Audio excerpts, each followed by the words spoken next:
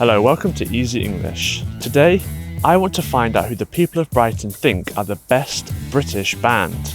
Let's go. My favourite British band is Pink Floyd, definitely. I think Catfish and the Bottlemen. Oh, really? Yeah. Nice. Led Zeppelin would probably be. Okay. Thinking of like an obvious British band that I love. Who is your favourite British artist or band?